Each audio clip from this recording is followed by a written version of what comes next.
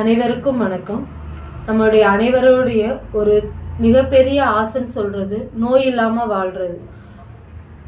இது எல்லாம் மிகப்பெரிய ஆசை. நிறையா பேர் கேட்பீங்க. நோய் இருக்கிறவங்களுக்கு தான் அதோட கஷ்டம் தெரியும். தினமும் மெடிசன், தினமும் ஹாஸ்பிட்டல் ட்ரீட்மெண்ட், இதை பார்க்கும்போது நம்ம நோய் இல்லாமல் வாழ்ந்துருக்கலாமோன்னு சொல்லி நிறைய பேர் நினைப்பாங்க. அது ரொம்ப பெரிய விஷயம்லாம் கிடையாது. அது சின்ன ஒரு நம்மளுடைய முயற்சி மட்டும்தான். அதை பண்ணினாலே நம்ம நோய் இல்லாமல் இருக்க முடியும். அதை பற்றின வீடியோ தான் இது. வாங்க பார்க்கலாம். அனைவருக்கும் வணக்கம். SM சித்த மருத்துவமனையிலிருந்து சித்த மருத்துவர் செம்மலை பேசுகிறேன். நோய் இல்லாமல் இருக்கணும். நம்ம இஷ்டப்படி நம்ம உணவுகளை எடுத்து சாப்பிடணும்.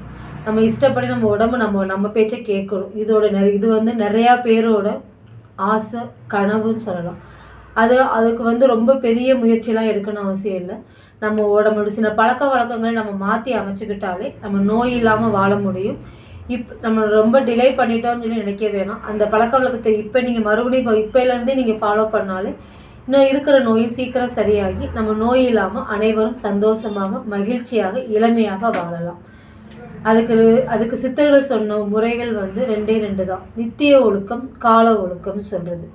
நித்திய ஒழுக்கம் சொல்கிறது நம்ம தினமும் அன்றாடம் நம்ம செய்யக்கூடிய நம்ம பழக்க வழக்கங்கள் தான் நித்திய ஒழுக்கம் சொல்லுது.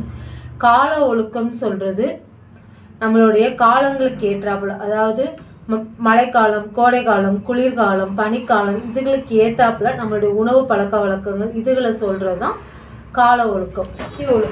நித்திய ஒழுக்கம்னா இன்றைக்கி நம்ம தூங்கி எந்திரிச்சதுலேருந்து மறுநாள் காலையில் எந்திரிக்கிற வரைக்கும் இல்லை ஒரு நாளில் தான் நம்ம எப்படி நடந்துக்கணும் அதெல்லாம் சொல்கிறது தான் நித்திய ஒழுக்கம். இப்போ நித்திய ஒழுக்கத்தில் நம்ம பார்க்குறது தூக்கம்.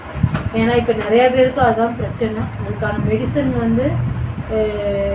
எங்கேயுமே இல்லை, அதான் உண்மை. ஏன்னா மெடிசன் நம்ம கொடுக்குறோம், ஆனால் அது நம்ம ஆழ்ந்த தூக்கத்தை உண்டாக்குமான்னு கேட்டால் கிடையாது. நம்ம மூளையை அது செயல்களை குறைச்சி நம்ம தூங்க வைக்கிது. ஆனால் அது நம்ம உண்மையான தூக்கமானு கேட்டால் தூக்கம் கிடையாது. ஸோ நம்ம தூக்கத்தை நம்ம சரி பண்ணிட்டாலே நம்ம பல நோய்களிலிருந்து நம்ம பாதுகாத்துக்கலாம். தூக்கம் சொல்கிறது அமைதியாக, நிம்மதியாக, எந்த ஒரு இது இல்லாமல் நம்ம உடல்களுக்கு உடல் உறுப்புகளுக்கு ஓய்வு கொடுக்கணும். இதில் நம்ம எவ்வளோ நேரம் தூங்கணும்னு அதுவே நிறைய பேருக்கு கன்ஃபியூஷன். நம்ம கரெக்டான நேரம் நம்ம தூங்குறோமா அப்படின்னு சில பேர் யோசிக்கிறாங்க. அதுக்கு சித்தர்கள் ஒரு அட்டவணையே கொடுத்துருக்காங்க. எந்த வயசில் எவ்வளோ நேரம் தூங்குனா போதும்னு சொல்லி. அவங்க சொல்கிற அளவோட நம்ம அதிகமாக தூங்குனா அதி தூக்கம்னு சொல்லி, அதை கம்மியாக தூக்குனா குறைந்த தூக்கம்னு சொல்லி, இந்த தூக்கத்துக்கு இடையில நம்ம எந்திரிச்சு பண்ணால் நித்திரை பங்குன்னு சொல்லி இத்தனை வகைகளை தூக்கத்திலே வைக்கிறாங்க. சரி, இப்போ இந்த அட்டவணையை பார்ப்போம். அதாவது குழந்தை பிறந்ததுலேருந்து 5 வரைக்கும் 10 to 12 மணி நேரம் தூங்கணும்னு சொல்கிறாங்க. 5 வயசுலேருந்து 12 வயசு வரைக்கும் இருக்கிற குழந்தைகள் 7 முதல் 8 மணி நேரம் தூங்கணும்னு சொல்கிறாங்க. 15 வயசுலேருந்து 30 வயசு உள்ள இருக்கிறவங்க 7 மணி நேரம் தூங்கணும்னு சொல்கிறாங்க. 30 வயசுலேருந்து 50 வயசு இருக்கிறவங்க 6 மணி நேரம் மட்டும் தூங்கினா போதும்னு சொல்கிறாங்க. 50 வயசுக்கு மேலே இருக்கிறவங்க கண்டிப்பாக 8 மணி நேரம் தூங்கணும். அப்படி 8 மணி நேரம் தூக்கம் இல்லாதவங்க அட்லீஸ்ட் 8 மணி நேரம் படுத்து ஓய்வாச்சு எடுக்கணும்னு சொல்கிறாங்க. இது கொஞ்சம் இந்த நேரங்கள் கொஞ்சம் முன்ன பின்ன வரலாம்.